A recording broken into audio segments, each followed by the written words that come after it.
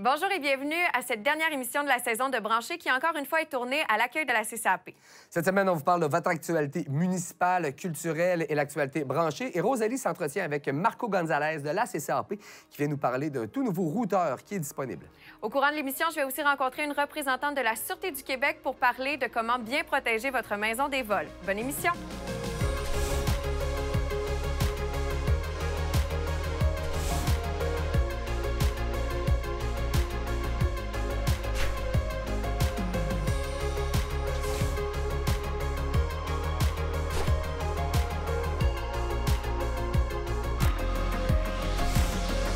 Pour débuter le segment Actualité branchée, Francis, qu'est-ce que tu as comme nouvelle? Bien, nous sommes le printemps, l'été s'en vient, la saison des déménagements également. Donc, la CCAP avait envie de vous faire quelques petits conseils pour prévoir cette période qui est très occupée pour les services d'installation de la CCAP. Donc, on vous invite, dans le fond, à planifier vos changements à l'avance. Si vous connaissez déjà l'adresse à laquelle vous allez emménager, on vous invite, en fait, à prendre vos rendez-vous dès maintenant. Évidemment, si vous êtes encore sur le territoire desservi par la CCAP. Donc, vous pouvez le faire par téléphone ou aller sur votre espace client et prévoir ce déménagement afin de vous assurer, en fait, d'avoir le service le plus rapidement possible. On vous rappelle également que la CCAP dispose d'un programme de référence client. Donc, si vous quittez votre résidence et que vous désirez nous référer aux nouveaux occupants de votre propriété, eh bien, si ceux-ci s'abonnent à la CCAP et qui restent avec nous pour une période d'au moins 3 mois, vous allez recevoir par la poste une carte de crédit Visa prépayée de 50 $. Une fois que vous aurez référé nos services à quelqu'un, vous devez aller inscrire, par contre, la personne sur l'espace client ou sur le site Internet de la CCAP. Pour vous faciliter la vie, vous savez, dans la période de déménagement, il y a énormément de fournisseurs et de services à qui on doit transmettre nos différentes informations. Eh bien, il y a le service Moving Waldo, qui est une initiative québécoise qui vous propose de rentrer toutes vos informations à un seul endroit. Et grâce à l'application, en fait, elle sera relayée aux différents organismes chez lesquels vous devez effectuer les 10 changements. Donc, movingwaldo.ca. Tu as aussi quelques informations à donner sur les terminaux usagés. On peut en faire quelque chose. Oui, tout à fait. La CCAP, en fait, offre un service, une plateforme de vente-achat de terminaux usagés. Donc, que ce soit pour vous départir de votre terminal ou en acquérir un nouveau, c'est peut-être un endroit intéressant sur lequel vous devriez aller vérifier ce qu'il y a de disponible. Et c'est accessible sur le site de ccap.tv. Du côté des productions de CCAP.tv, la dernière de Vue d'ici a été présentée. On vous rappelle que dès le 28 mai, on vous présentera sur nos ondes une première saison de Vue d'ici version estivale grâce à la Caisse populaire des Jardins de Charlesbourg. Donc, si vous avez des événements à couvrir durant la saison chaude, n'hésitez pas à nous écrire au info@ccap.tv. Dans le cadre d'un échange avec d'autres télés communautaires, cet été, nous allons avoir la deuxième saison de 3 gars et un barbecue à compter du 11 juin sur les ondes de CCAP.tv. Alors, nos collègues de la baie au Saguenay-Lac-Saint-Jean ont produit cette série-là et vont vous présenter, en fait, des rencontres avec un invité autour d'un barbecue pour partager différentes recettes personnelles et aussi des astuces culinaires. Donc, si vous avez envie de regarder ça, soyez attentifs dès le 11 juin sur les ondes de CCAP. Sans oublier la présentation des différents produits locaux, notamment la bière. En reprise cet été sur les ondes de CCAP.tv, vous pourrez voir le Festival Western de Montmagny puisque la personne qui l'a créé réside sur notre territoire. Donc, on parle de Cathy Lavigne, alias Guitar Woman. Vous pourrez voir durant cette émission des entrevues avec Julie, Dany Darèche et David Bernatchez. Ça va être diffusé durant tout l'été, donc l'édition du Festival Country Western de Montmagny. Manquez pas ça. Excellent. Merci, Mélissa. On rejoint tout de suite Rosalie qui est en compagnie de Marco et qui nous présente un nouveau routeur. Donc, on le sait tous, aujourd'hui, Internet s'est rendu un must pour tout le monde. On l'utilise dans le cadre professionnel, mais on l'utilise aussi à la maison à tous les jours. Et la CCAP a récemment lancé un nouveau service, le Wi-Fi 360. Pour nous en parler, on est avec le directeur des opérations de la CCAP, Marco Gonzalez. Merci d'être présent sur le plateau aujourd'hui. Ça me fait plaisir. Donc, pouvez-vous nous parler un petit peu du service qui est maintenant offert pour vos clients? Oui, certainement. Comme tu l'as mentionné, l'Internet est devenu de plus en plus un must à la maison. Donc, c'est un service qui est essentiel aujourd'hui, on le considère essentiel.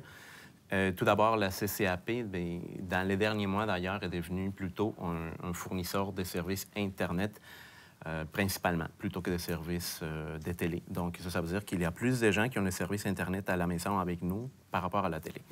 Donc, cet changement d'habitude ou cette nouvelle tendance amène la CCAP à un peu analyser sa façon de faire, puis à essayer de donner des services qui sont autant performants, puis qui, en même temps, nous permettent de garder un peu la norme par rapport à ce qui se fait dans le marché. Donc, ce qu'on a fait, c'est qu'on a développé un nouveau service qui s'appelle le Wi-Fi 360 ou Wi-Fi 360. C'est tout simplement une continuité de ce qu'on a fait l'automne dernier, que c'était de créer des nouveaux forfaits de services Internet, entre autres illimités, ou bien d'augmenter des vitesses à 200 mégabits par seconde. Donc, les services Wi-Fi 360, c'est tout simplement une continuité qu'on a faite pour essayer de donner un service de meilleure qualité par rapport à ce qui est offert aujourd'hui sur le marché. Super. Et pouvez-vous nous parler un petit peu du produit en soi? Dans le fond, qu'est-ce qu'il y a de différent avec les routeurs qui sont disponibles sur le marché? Oui, absolument. C'est un appareil qui est un petit peu distinct. Donc, tu le vois, on l'a devant nous. C'est un appareil qui, au lieu d'avoir 2 antennes, comme on voit normalement sur un routeur typique, il est muni de 8 antennes. Ces antennes-là sont multidirectionnelles. Donc, autrement dit, dépendamment de la façon dans laquelle on est placé par rapport à l'appareil, les antennes seront utilisées en fonction de la direction par rapport à laquelle il est utilisé ou demandé. C'est un appareil qui est capable de fonctionner sur les fréquences 2.4 et 5 GHz. Et puis, ça donne un avantage par rapport à la connexion et puis les appareils qui sollicitent cette nouvelle machine-là. Et est-ce qu'avec cet appareil-là, les techniciens de la CCAP sont capables d'offrir un service à distance avec les clients? Oui, bien, en réalité, l'Internet, surtout un service Wi-Fi, c'est devenu quand même un service qui est assez complexe parce qu'on sait tous qu'il y a plusieurs appareils qui le sollicitent. Donc, on a un cellulaire, on a une tablette, on a un laptop. On sait que normalement, un routeur sans fil, bien, ça va nous fournir un service qu'on espère qu'il soit fonctionnel un peu partout à la maison, sauf qu'il y a une panoplie de facteurs qui font que des fois, c'est plus facile ou moins facile de se connecter sur cet appareil-là. Qui est un avantage pour nous avec ce type de technologie-là, c'est que les techniciens au téléphone à la CCAP aujourd'hui sont capables d'avoir accès à une nouvelle plateforme, laquelle va nous permettre d'accéder au service en soi, sans nécessairement être sur place chez le client. Puis ça va nous permettre d'avoir un diagnostic plus poussé, si tu veux, plus précis par rapport à c'est quoi qui occasionne présentement un problème. Donc, en fonction de ça, on va savoir si c'est un appareil qui ne se connecte pas bien, si c'est une interférence quelconque avec un appareil en particulier ou si ça provient littéralement de notre service. Et dans ce cas-là, si ça provient de notre côté, bien, avec un simple clic, on va pouvoir régler le tout. OK. Et par rapport à l'aspect de gestion à la maison pour les clients, c'est facile? Oui, absolument. Et puis, d'ailleurs, c'est un des avantages aussi que les clients vont avoir. Principalement 2 points. Avec l'effet que nos techniciens au téléphone seront en mesure d'avoir accès à cette nouvelle plateforme-là, bien, ça va tout d'abord améliorer le temps de réponse pour une résolution des problèmes. Ça va aussi donner un accès à 2 plateformes qu'on a. Une plateforme qui est web, aussi une plateforme mobile. Et puis, ces plateformes-là, ça va faciliter un peu la gestion du client parce qu'entre autres, je peux te dire que le client va pouvoir changer son mot de passe, mettre un contrôle parental ou bien donner un mot de passe temporaire à ses invités à la maison, lesquels, bien, ça va devenir quand même plus facile à faire la gestion. Surtout au niveau de l'application mobile, on espère développer des options davantage là-dessus. Et puis, dans un futur très rapproché, là, ça sera une option qui est assez complète et assez intéressante à utiliser. C'est super. Et pour les gens qui seraient intéressés à la maison, il est offert le service est offert, en fait, avec une légère mensualité, c'est ça? Oui, exactement. C'est un service qui est assez complet. Donc, autrement dit, c'est pas juste un routeur qui est installé à la maison, soit par les clients, soit par les techniciens. Ce type de technologie-là, ça va donner, entre autres, la possibilité aux clients, comme je l'avais mentionné, de régler ces problèmes d'une manière plus rapide et efficace.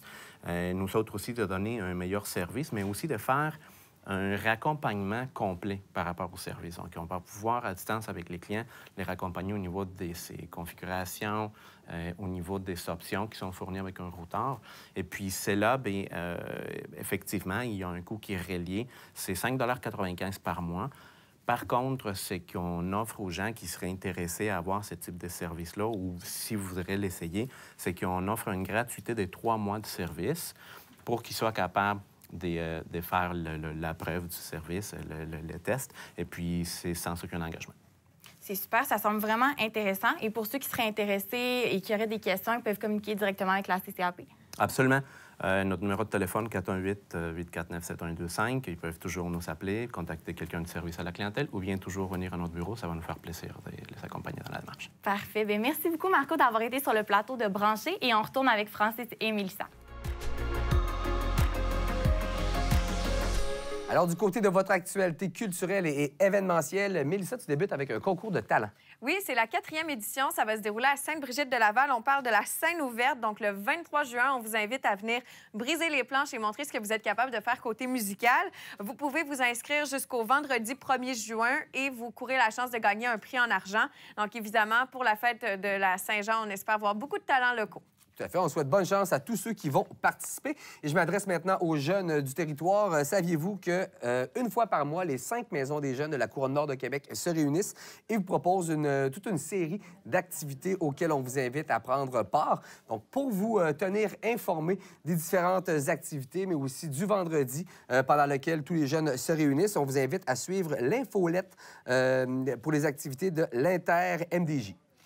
L'Appel et la municipalité de Stoneham et Tewksbury vous invitent à participer au grand nettoyage du printemps qui va se dérouler non seulement dans les fossés, les cours d'eau et aussi au sentier des Marais du Nord. Ça va se dérouler le 12 mai prochain, toute la journée, donc de 8h30 à 16h30. Et vous pouvez vous inscrire, vous et votre équipe de bénévoles, sur le site des Marais du Nord, donc marais-du-nord.com. Il faut souligner que la CCAP, mais aussi CCAP.tv, va avoir une équipe de bénévoles et qu'en plus, on fera un reportage pour l'occasion. Donc, on vous invite à vous inscrire en très grand nombre. Ça fait vraiment une différence sur le territoire.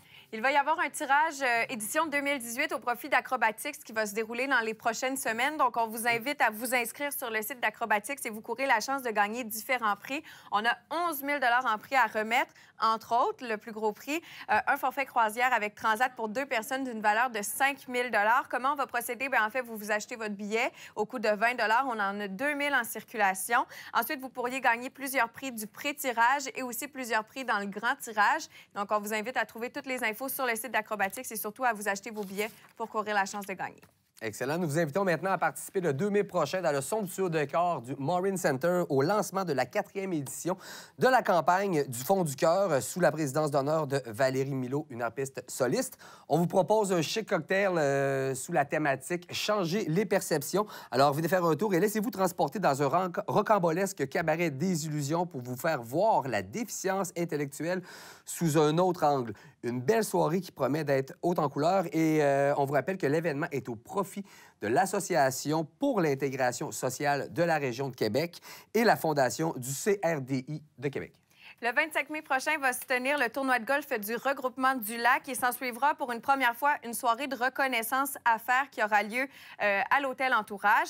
Donc, l'événement va avoir lieu sous la présidence d'honneur de M. François Bergeron, qui est directeur de la Caisse populaire des Jardins de Charlesbourg. Donc, si vous voulez des informations sur l'événement ou encore vous y inscrire, on vous invite à écrire au leregroupement-du-lac@gmail.com pour avoir les infos ou encore par téléphone au 581-985-5087. Et on vous rappelle que tout ça est au profit d'organismes du milieu, tels le comité du parc de l'école Montagnac.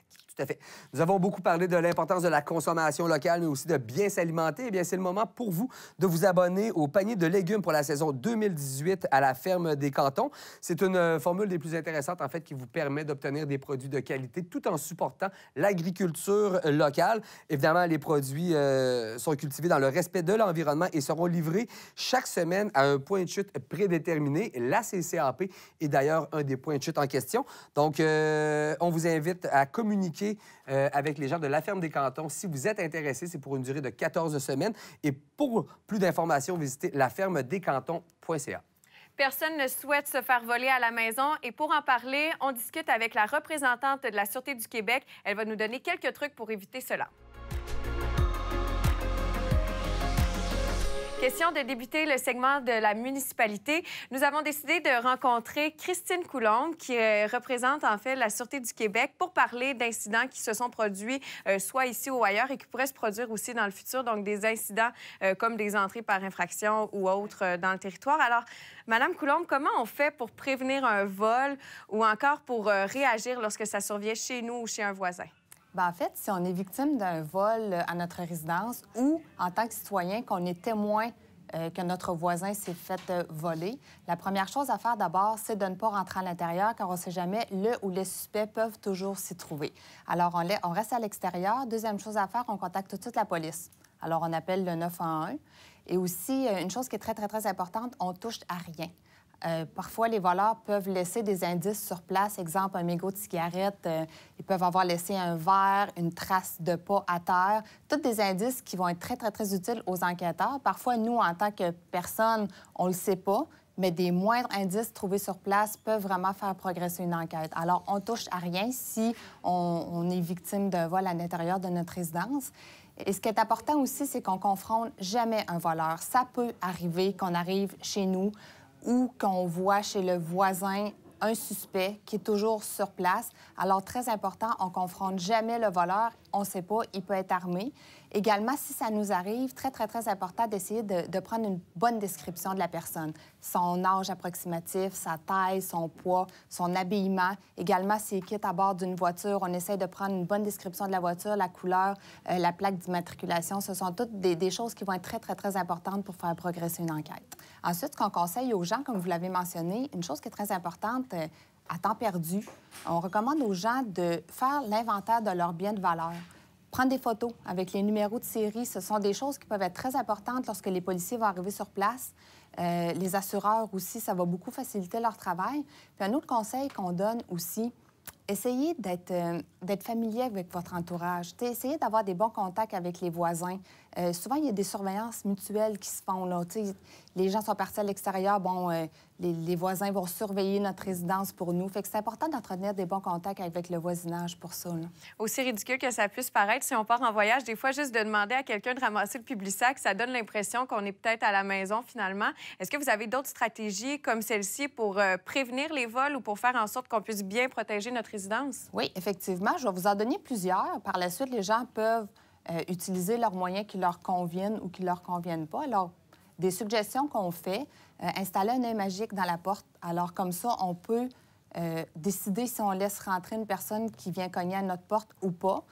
Gênez-vous pas pour poser des questions aussi. Si vous ne savez pas c'est qui, si c'est quelqu'un qui se présente comme étant une entreprise, gênez-vous pas pour poser des questions. Des fois, ce sont juste des gens qui viennent, qui vont regarder un peu les biens qui sont à l'intérieur.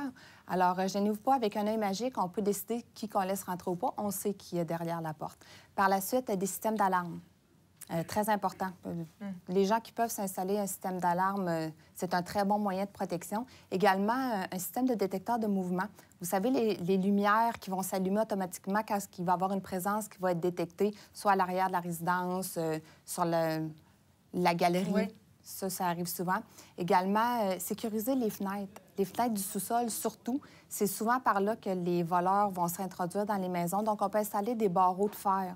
C'est un bon moyen de protection aussi. Puis ce qu'on recommande aussi, c'est de ne pas laisser des escabeaux ou des échelles à proximité. Ce sont vraiment des outils qui peuvent aider les cambrioleurs dans leur travail.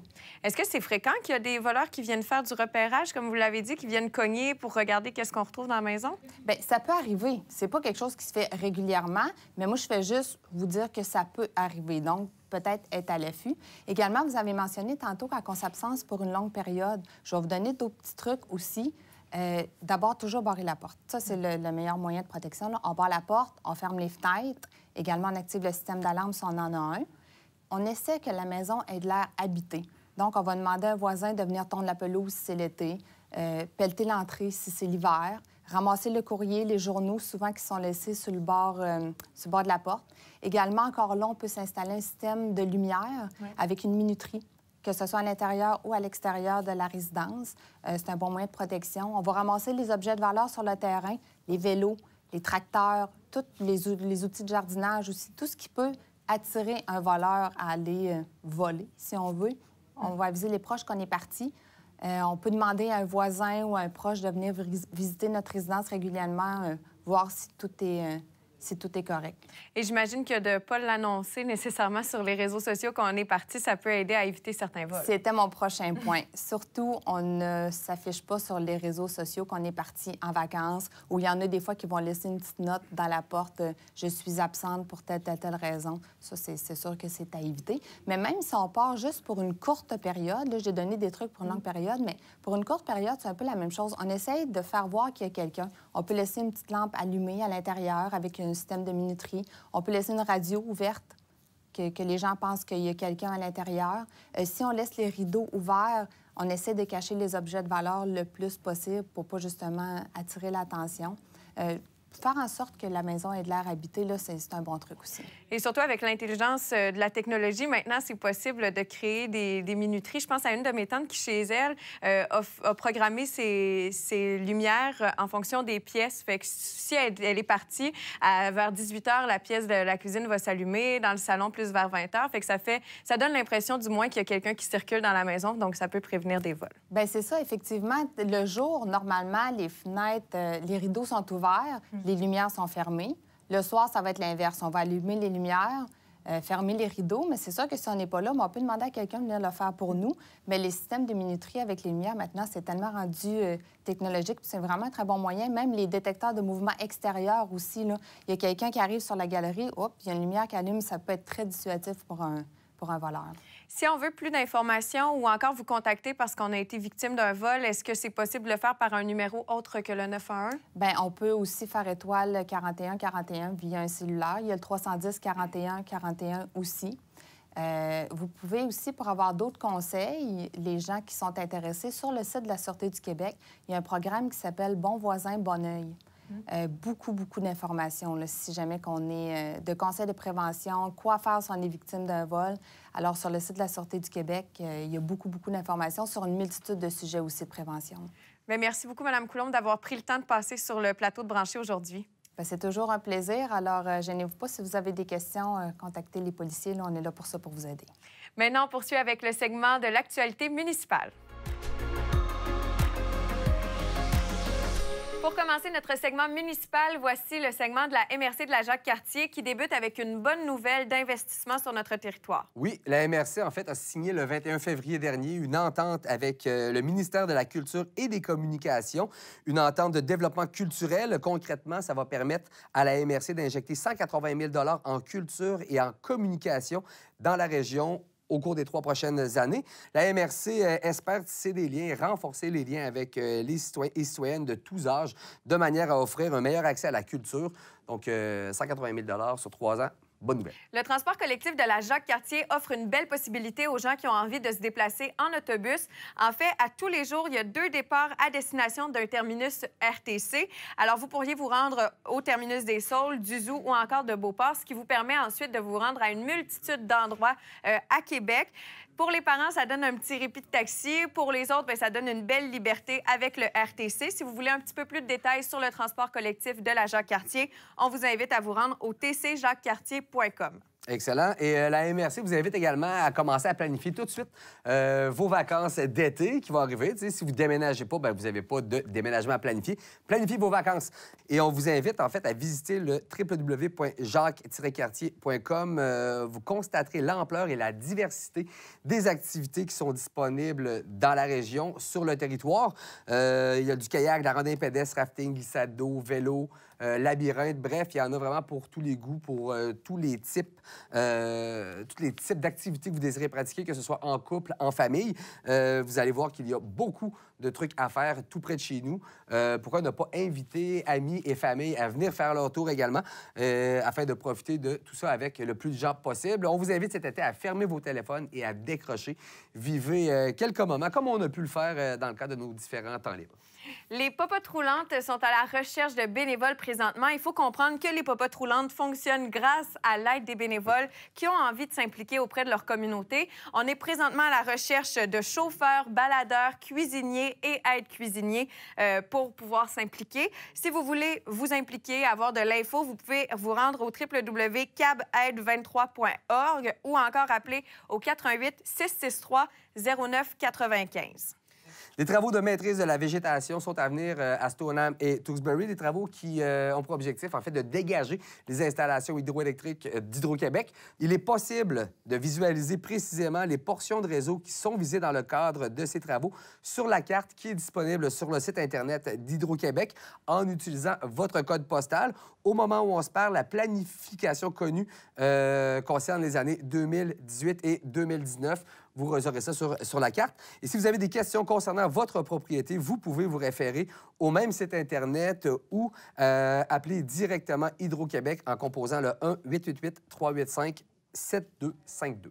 Vous avez envie de vous impliquer dans un bel événement, bien, c'est le moment de le faire pour le Défi Santé Sainte-Brigitte de Laval, qui est en recrutement de bénévoles pour le comité organisateur. C'est une 6e édition qui va avoir lieu en septembre prochain. Si vous avez envie de participer aux différentes rencontres pour monter l'événement, on parle de 6 rencontres d'ici le mois de septembre, bien, c'est le moment de vous inscrire. Vous n'avez qu'à vous informer en écrivant soit au loisir au pluriel @sbdl.net ou encore en appelant au 418-825-2515 au poste 221. On vous informe maintenant d'un avis de modification des règlements généraux de l'appel. Le conseil d'administration a récemment revu les règlements généraux de l'organisation. Vous trouverez les règlements généraux ainsi que le document faisant mention des principales modifications effectuées sur le site Internet de l'appel. La Ville de Stoneham veut vous informer que l'écocentre est de retour à l'horaire d'été, ce qui veut dire qu'il sera ouvert du mardi au samedi entre 8h30 et 16h. On vous invite à consulter le site Internet de l'écocentre pour avoir plus d'informations et surtout savoir les renseignements concernant le calendrier, les matières acceptées ou non, ainsi que la tarification. Excellent. Et on est à la recherche actuellement de personnes désirant personnifier la mascotte Panachou, la mascotte de la municipalité de Sainte-Brigitte de Laval.